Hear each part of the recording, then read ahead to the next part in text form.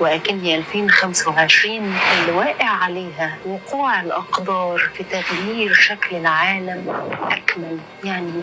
يعني هقول لكم باختصار إن الحرب جاية وكله هيحارب. ولو انتوا فاكرين إن مصر بس هي اللي محطوطة تحت طائلة الحرب وهي بالفعل المستهدفة، ولكن الموضوع أكبر بكتير قوي من إن مصر بس هي اللي هتحارب.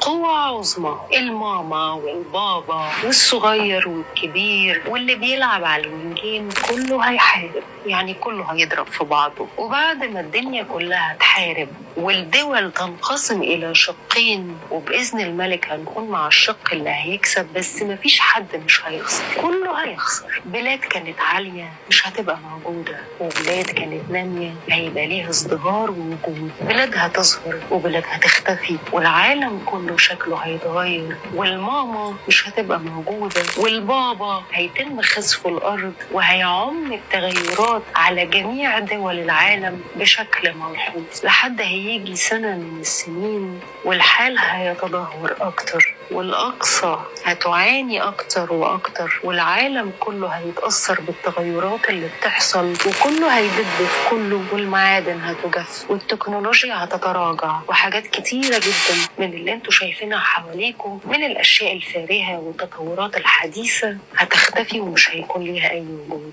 لحد ما في. أنا بعتذر لكم جدا، ولكن هي دي الحقيقة وده اللي نوهت عنه في حلقة المهدي، الجزء اللي انتوا شفتوه دلوقتي. أنا مش هقولك إن إحنا أعظم دولة في العالم، ولا إن إحنا أعظم تاريخ الكل حاطط عينه عليه، ولا هقولك إن إحنا من الدول اللي كل العالم نفسه يطول بس جزء من ترابها، ولكن هقولك اجمد وارفع راسك. ده ربك ورب العباد اللي خلقك وخلق الكون، قالك ادخلوها بسلام آمنين. يعني مصر محفوظة بعناية إلهية. مين انت يا سفيه يلي ممكن تهدد كيان وحضارة واسم اتذكر في القرآن الكريم؟ كلنا لازم نتكاتف ونكون ايد واحدة، كلنا لازم نكون على قلب رجل واحد.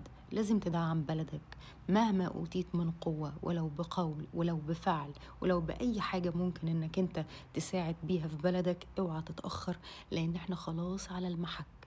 كده الدب جاي. بس الله غير. صحيح، السؤال لرامبو وأعوانه، هو انتوا لقيتوا البقرة الحمراء ولا لسه؟